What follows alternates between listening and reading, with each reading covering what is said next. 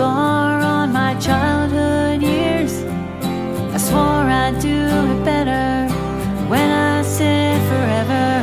Why is history just repeat itself? Was it in the hand that I was dealt that brought me down this dead-end road? Took way too long to know those things you think you have to do, because they're built in you like deja vu. They take you to a place where you're alone. This life I've been living is hidden too close to home.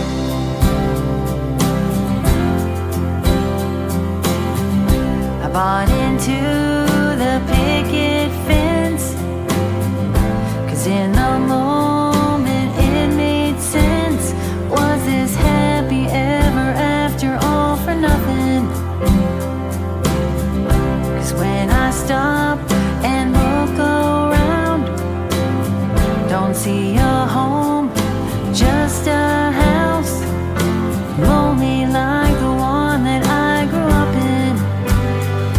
Why is history just repeat itself? Was it in the hand that I was dealt that brought me down this dead-end road? Took way too long to know those things you think you have to do, because they're built in you like deja vu.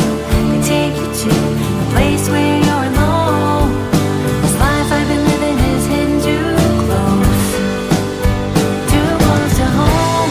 But it's never too late to change my fate. It took some time and therapy, but now I see I can pick and choose what I take home with me.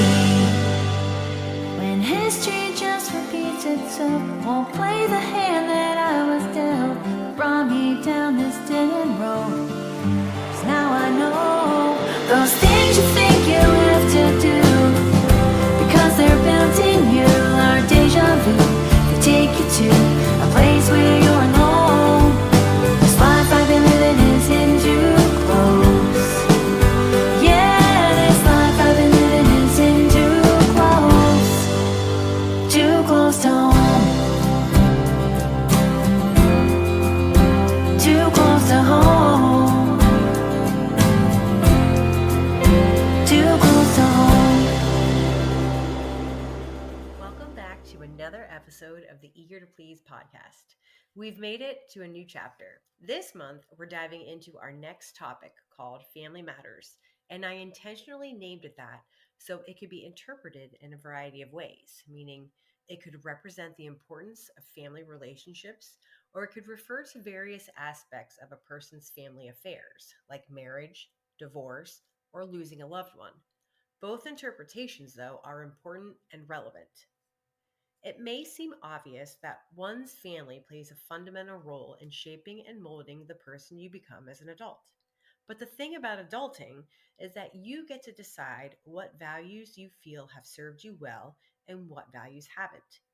You don't have to play the victim just because something less than stellar happened during your childhood. You have it within you to rewrite the script and choose to take what that life lesson offered you and move on.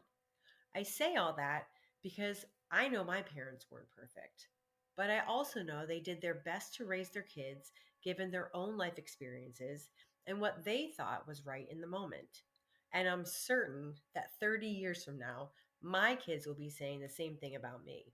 My dad grew up in a very Italian Catholic family where his dad called the shots and his mom was very happy to stay at home, raise the kids, and take care of the domestic affairs. And man, did she do it with such grace that she made it look so easy. I never heard her complain once. My dad never told me this personally, but I learned about it from my aunt and sisters when he passed away, that he actually grew up wanting to be a priest. My grandfather, unfortunately, put the ixnay on that and wanted him to become a doctor. So guess what he ended up becoming? Yup, you guessed it. Sounding wildly familiar? My mom, on the other hand, grew up with two working parents. Her dad served in the Marines as a mechanic, and her mom was a postal worker. Neither of them were home much to make sure the domestic affairs were always in order, so that usually fell to my mom being the only girl of four kids. She taught herself how to cook, sew, and to defend herself as a woman when she was told she was less than. She's the one you'd want to be with on a deserted island if you could only choose one person, because she's basically the female version of MacGyver. My parents had vastly different upbringings, so when they got together, they were pretty much blending oil and water. I think my dad expected my mom to mirror what was expected of his mom, and my mom did for the most part, but she also wanted a life outside the home, which is where they disagreed. I recall a chat she and I had when I was younger about what it was like growing up as a girl, let alone being the youngest sibling to three older brothers. And she told me that she didn't have the same encouragement and support back when she was growing up in the 70s. Women coming out of high school were lucky if they went on to get their college degrees. In fact, she told me that she was limited in what she could do. Becoming a secretary, nurse, teacher, or stay at home mom were about the only acceptable options. I look at her as a pioneer of her time. She knew there was an entire world for her to explore, and she wanted more for herself, more than what her family knew they could offer her. And it would be a cold day in hell before she let anyone squander that. It's no wonder that when she turned 18, she hightailed it out of her small town and never looked back. I actually wrote a song about her called Can't Hold Her Down that you should go check out wherever you stream your music. Anyway, because she was never told she could be anything or do whatever she put her mind to, she made darn sure her kids were raised knowing that. A huge part of me is so grateful she instilled that quality in us. But a small part of me felt so lonely and abandoned because I grew up on tough love like she did. Unless there was blood drawn or a bone sticking out, we were raised to pick ourselves up by the shoelaces and carry on. Now that I'm a mother of my own, I remember those times when I just wanted to be hugged and reassured that everything would be okay.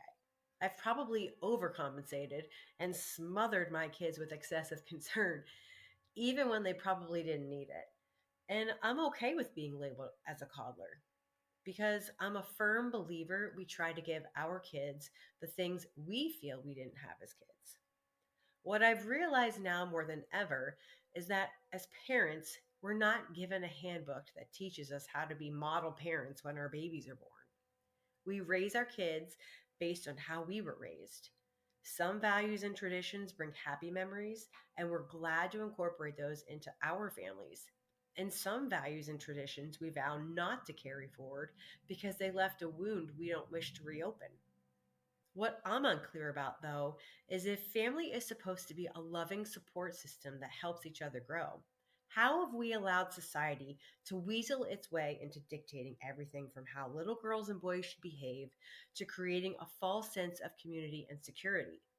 It's frightening to see my teenage daughters wanting to subscribe to the skincare and Starbucks nonsense just so they feel accepted.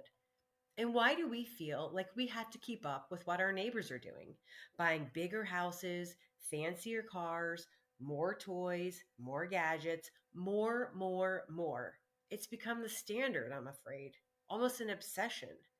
Does more stuff really create more happiness? In my experience, it's only created stress and a false sense of identity. What happened to keeping it simple? Also, why do we teach girls that the only way to be accepted is to be flawless, while we encourage boys to be brave and to not show emotion because it's a sign of weakness? I was fortunate enough to have a mother who didn't buy into the bullshit that girls should be seen and not heard. She instilled in me and my sisters a sense of independence and a go getter attitude that taught us we had to work hard for the things we wanted. We weren't going to be given a handout in life. This was never made more clear to me than when she flat out refused to help me write one of my school papers. My throw myself on the ground crying act didn't work with her. She was a tough cookie, still is actually, but her tough love paid off. It seems as if now, though, to my detriment, I'm almost incapable of asking for help. We'll touch on that in a future episode, but for now, let's stick to the conversation at hand.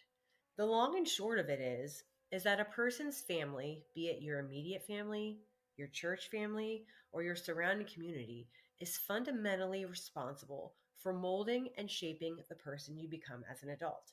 But so are the experiences you have growing up. I'm looking forward to diving further into this topic with you, and specifically with this month's guest, Megan Flores, who expands on the notion that people pleasing is not necessarily an inherited trait from your family, but rather is thought to be a learned behavior influenced by family dynamics, parental relationships, fear of rejection, cultural influences, or intergenerational patterns. Lots to think about, I know. But I hope you have a great week ahead, and I can't wait for you to join me back here for our next episode. See you then.